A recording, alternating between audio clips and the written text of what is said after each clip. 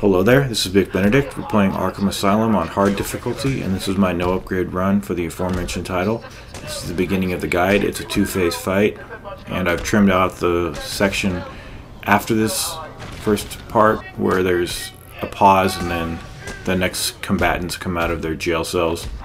So this is on the PC, and in a minute you should see a little box in the bottom right with my PC settings. Everything's at the maximum value. The only thing I don't have on is stereoscopic, where is it? NVIDIA stereoscopic 3D. It says disabled in NVIDIA control panel. That's for the 3D. I don't have 3D, so that's turned off, but everything else is at the maximum value like I mentioned. And I believe I'm going to just end my Splinter Cell conviction guide because I cannot get the thing to stop freezing. It always freezes, and it's not a very good game. It's boring me, and it's making me depressed, and now it's making me angry because I can't get the thing to stop crashing all the time, even though I lowered all the settings. It's just ridiculous. This game doesn't crash, and it's at the maximum settings. So I'm going to be rendering these videos probably at 60 frames per second. I don't know. The videos will probably be long, as usual with my videos. So no upgrade run. The only problem, okay, so this section here, Zaz, you can see him in the, you could have, a moment ago. This is fast. This game is really fast, and I've had to do a lot of editing too, trimming out a lot of sections. But I will get to all my complaints about this game as usual. People probably like to hear my rants. When I hate something, I rant about it because why not? I need to air my grievances. But I like this game, and I haven't played it for probably 3 years on hard. I don't know if it has a new new game plus. I don't know. I just started a campaign on hard difficulty. What I can tell you is that the button prompts are not there, even though I think they are there on the other titles on hard difficulty. I think it was only on new game plus. So I'm not an expert at this game, but I like it. But there's no challenge to it if you upgrade, in my opinion. When I first started playing these games, they were challenging, but not anymore. I mean, once you play them a couple times. I mean, I'm not saying that they're not challenging, but for instance, take this section here. You have to wait for like 20 seconds for the prompt to come up, so that's why I've had to do a lot of editing here. This I hate, having to tap the button. It's ridiculous, but like when you first come to these games, they are hard, but the normal mode is a joke, and there's no challenge there, so you have to play on hard.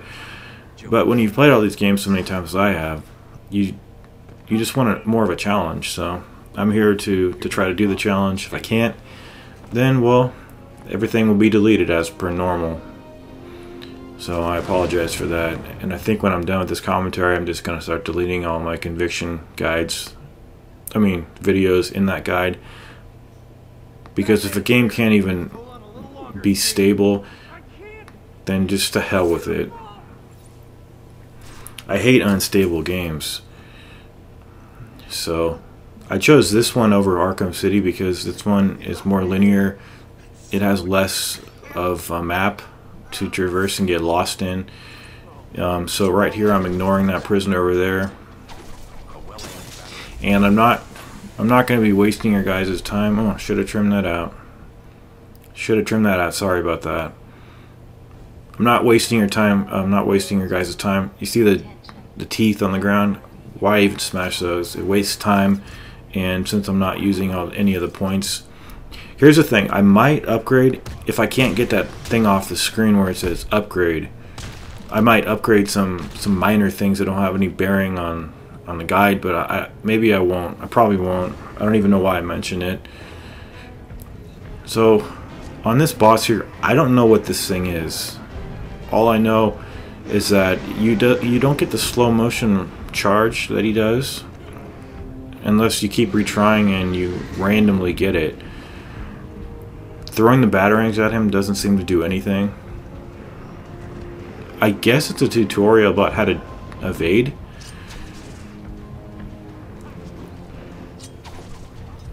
So, yeah, I kept restarting this, and the load times are really good for this game.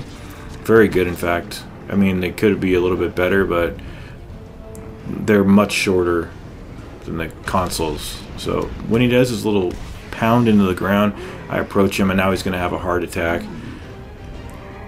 But we'll be seeing those guys again. They're not in the bestiary, so I don't know what they are. I'm not going to look on the internet for something when it should just be in the bestiary, like a character card, like the other cards in the game for the people.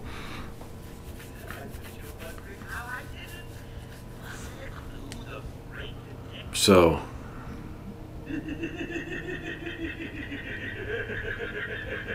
another fight over here with a couple of shitters. And what was I going to talk about? We'll get into the combat. It's not like we'll be missing anything, because there it is. See that?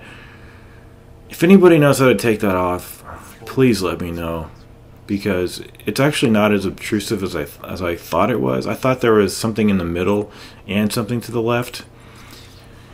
But to whoever made this game, why would you think it's a good idea to have that on there and never go away?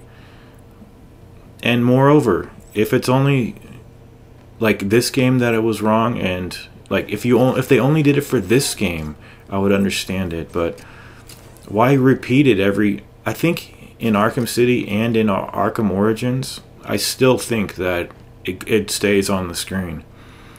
So I could forgive it somewhat if it was a mistake that they did for this game. But they could have patched it out. Why don't they patch it out? Because some people don't want to upgrade. Some people know that they can upgrade, but they don't want to have the thing on there all the time. Maybe they want to do it at their own discretion later. But do you see that? I don't think it ever goes away. So what I thought was maybe I could upgrade some inoffensive things that wouldn't make me stronger. But I honestly don't think there is anything like that. Or anything that would give me an advantage. Maybe there is. Maybe some combo multipliers. I don't know. I just want to play the game. But I don't want to have that on there. But since it's on there, at least it's not as bad as I thought it was. So we're making our way up the old-fashioned way, just like Batman said. This game is great. I usually shy away from open world games, but I don't think this is... Is it open world? If it is, it's definitely not as vast as Arkham City. Even Arkham City is great. I'm just saying, I always approach open world games with trepidation, but these I give a pass because just supreme quality. I can't emphasize how much quality these games are. So I'm not a master at the combat, but I am good enough, I feel, to do this challenge that I've set out to do. As far as the combat, I mean sustaining the combo meter. If it happens to drop, it's not the end of the world for me. I think getting hit in one of these battles is unacceptable. Like later on when the fights, you know, when enemies have body armor and they have knives and things like that, getting hit's fine for me, but the rhythm of the fight definitely just... Obviously it's an ebb and flow for the most part, but you don't want it to ebb, you want to sustain your combo. But anyway, I really wish that you can sprint in this game just by holding down the button. Ideally, you should not have to hold down anything to run. But since they do, it would just be nice if you didn't have to move the analog once you started out to sprint. It would be really nice if you can... Well, you know, if you did have to do that, it would be nice if you could, you know, like when you're driving, just like in this game, to go on cruise control, where you stop moving the analog, just let it go, and just keep holding the X button. But I just strive for perfection when it comes to things like that, and the things that don't bother other people always bother me. So I'm not just going to suppress my feelings, because my feelings are important and they actually make up for good subjects to rant about. So the next foe is up here, and if it's the last guy, feel free to smash and bash him. So I don't know what frame rate this game runs at. It looks like it's pretty high, but my Fraps does not tell me the correct frame rate anyway, so I have no idea what it's supposed to be. But everything looks good, everything looks clean. And now we're going up here, and it's a two-part stealth section with no checkpoint, but there's only, I think, 2 enemies here. No, 3 enemies on this first phase.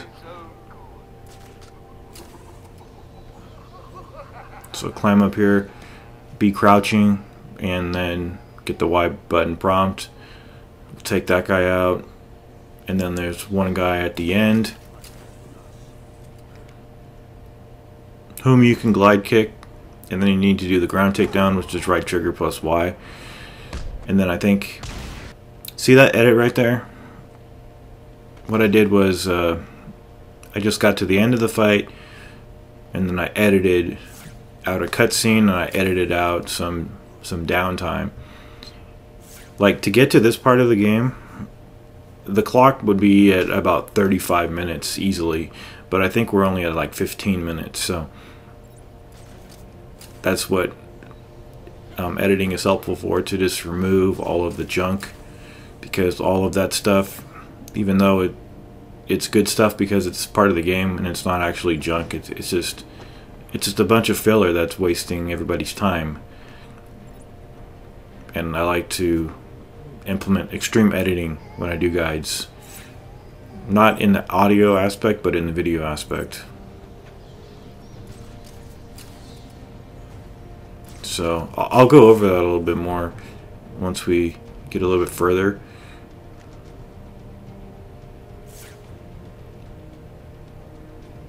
So when you drop down, it's a silent thing. It's pretty nice, but I mean, is this the fastest you can possibly walk? I don't know, you guys. I know it's supposed to be intimidating, but it's too slow. Why is it so slow? We may never have an answer, but what can you do, really? So we're going to swoop up here, and as we make our way down, this path will turn around. This game does have a center camera feature, which is very, very nice. It was only recently that I learned that it actually had a center camera. I think that when I first started playing these games, it was that novelty and luxury was something that I never much valued, so I just don't remember it too much. But I did want to stress the fact that, and by the way, opening these, when I said that I hate doing that, I think that a simple hold would be better. I think holding a button is less offensive than having to tap it. But if I had made this game, I wouldn't even have these be interactive. It would just open them. But I did want to stress that even though this is a challenge run, it's still a guide for people. So hopefully it will be able to walk you through the challenge of this game on either a no upgrade path or the path of the Master Ninja, just kidding, or just a simple path on hard. So this room here, what is these rooms here? I don't think they have anything. Yeah, so we're just going to exit the room. You could skip all these conversations by pressing the B button. And some people are messing with the Batmobile, so we'll have to do that. So hopefully I won't have to consult the map too much as far as running around, because it takes time. And what is it about the map that I think the map is different in this game somehow? I know you can set waypoints, but I don't think there's any indication of which direction you need to go in, which is very poor. And I hope I have my facts straight, because I know in the next game there's so much to do that they give you, like on the top, they give you that arrow to make sure you're going in the right way. On this game though, where he's pointed, you know, like if you're supposed to be going in a certain direction, a certain line, I just don't think they have that. I'm almost positive. I'm positive of the fact that you can set waypoints, but there's no visual indicator of which direction you need to go unless you consult the map, which you can bypass in the other games by having that indicator. So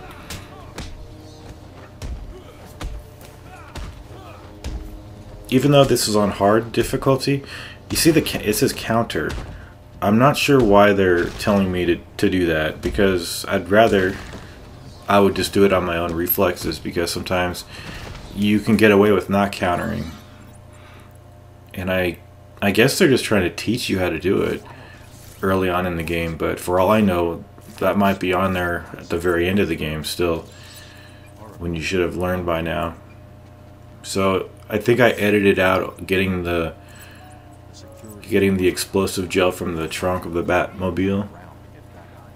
So this is why we need it, because the intensive care door is locked.